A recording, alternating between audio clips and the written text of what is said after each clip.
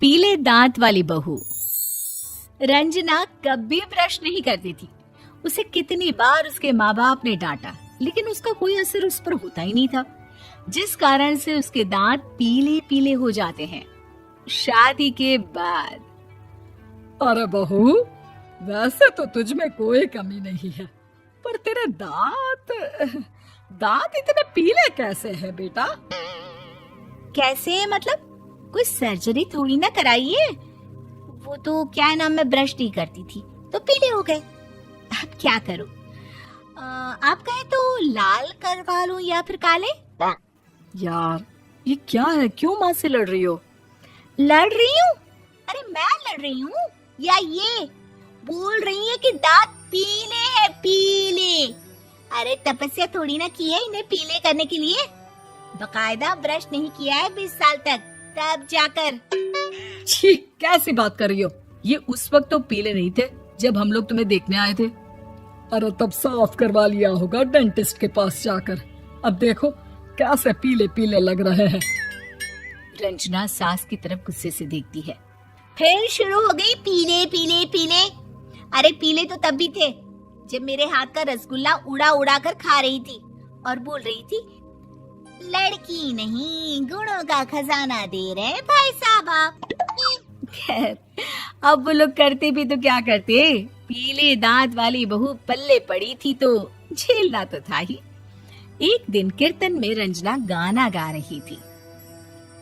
अरे कमला बहन, माँ का द्वार है, यहाँ तो सब शुद्ध होकर आते हैं, फिर अपनी बहू को ब्रश भी नहीं करवाती तुम। दूर से पीले पीले दांत भक्ति में बाधा उत्पन्न कर रहे हैं। अरे कोई 2 साल के बच्ची थोड़ी ना लेकर आई हूँ मैं बहू बनाकर। अच्छी खासी लड़की है, अरे कैसे करवाऊं ब्रश? ये तो उसे खुद करना चाहिए ना। अब माँ बाप तो इसके जैसे तैसे निपटा दिए, ये नहीं सोचा कि सास कैसे संभालेगी। सास बहू को लेकर घर आ जाती है, लेकिन सोच लेती है कि अब इसे लेकर कहीं नहीं जाएगी। अगले रोज बहू कहती है, अरे क्या हो गया, मंदिर नहीं जाना क्या? कीर्तन का वक्त हो रहा है। मेरी मधुर वाणी से कान्हा जी जागते हैं और सोते हैं। आप तो जानती है ना उनकी भक्ति में कितना मन लगता है मेरा। वो क्या है ना, तबीयत ठीक नहीं लग रही है मेरी, आराम करूंगी मैं। तबीयत ठीक नहीं लग रही? अभी तो मिथुन के गाने पर नाच रही थी आप, और अब बोल रही है कि तबीयत ठीक नहीं लग रही। अरे भक्ति में मन लगा लो सासू माँ, ऊपर जाना है, क्या मुंह दिखाओगी आप? हाँ?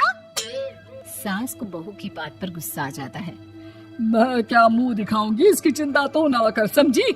अपने मुंह की चिंता कर, जो ये पीले पीले दांत लेकर हर जगह पहुंच जाती है। पता है लोग कितना मजाक बनाते हैं। ना जी ना, मैं नहीं जाना कहीं तेरे साथ। तो ये बात है। कोई ना, मत जाओ, मैं अपने कमरे में ही बैठकर भक्ति कर लूंगी। ऊपर वाला दांत थोड़ी ना देखता है, मन देखता है, भावना देखता है। और अरे बस बस, तू सब कुछ दिखा, बस ये सफेद चमकदार दांत ना दिखाना किसी को, है? जा यहाँ से। बहू को सास की बात का कोई फर्क नहीं पड़ता, वो तो जैसी थी वैसी ही रह जाती है। सुबह नहाकर किचन में खाना बनाना, फिर खाना खाना, कीर्तन भजन करना और सो जाना।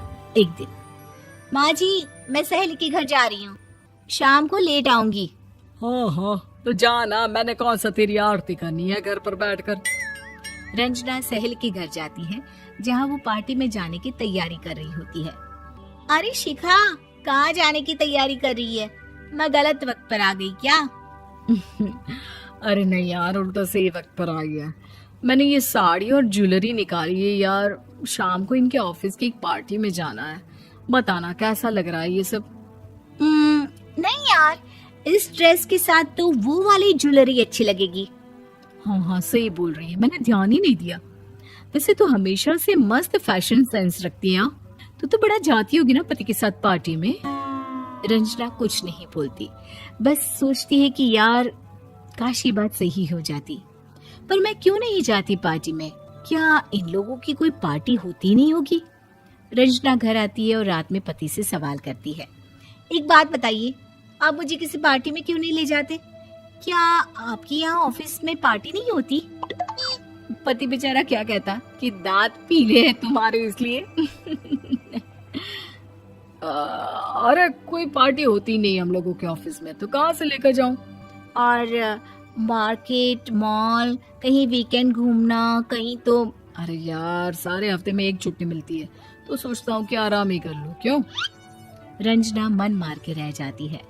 पहले कभी सास के साथ मंदिर जाया करती थी, लेकिन वो भी सास ने ले जाना बंद कर दिया। घर बैठी बैठी रंजना बोर हो जाती है। तभी उसे आइडिया आता है और वो मायके जाने का सोचती है। सासू माँ, 2 दिनों के लिए मम्मी के घर जा रही हूँ। अच्छा अच्छा, ठीक है, आराम से जा। और हाँ, माँ से कुछ अच्छी आदत सीख कर आना कि कैसे शरीर के हर भाग की तरह दांतों की सफाई भी जरूरी होती है, समझी? शुरू हो गई ना आप। वो लोग आपकी तरह नहीं है कि छोटी छोटी बात का बतंगड़ बना दे।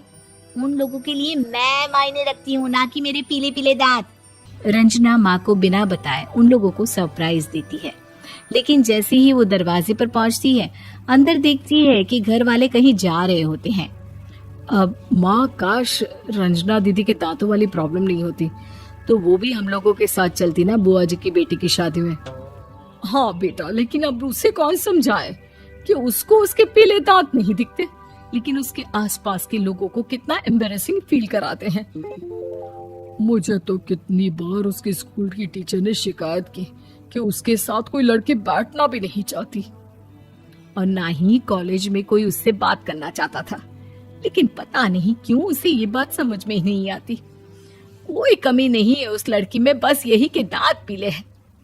वो तो भला हो जीजा जी और उनकी माँ का, जो दीदी को जैसी है वैसे ही रखा हुआ है। रंजना को अपने घर वालों की बात सुनकर बहुत दुख होता है। वो सोचती है कि वो क्या करे, लेकिन फिर वो सीधा डेंटिस्ट के पास जाती है, अपने दांत चमकाती है और कसम खाती है कि वो रोज ब्रश करेगी। अरे क्या हो गया? तुम तो 2 दिनों के लिए गई थी ना, पर कोई ना, अच्छा है, चलो आ गई तो। रंजना सास के सामने आकर खड़ी हो जाती है और पूरी स्माइल करती है, उसके चमकदार दांतों को दिखाती हुई। हैं? चले मंदिर? माँ, मुझे माफ कर दीजिए, मैंने आप लोगों को बहुत एम्बैरेसिंग फील करवाया। मैं आज से रोज ब्रश करूंगी।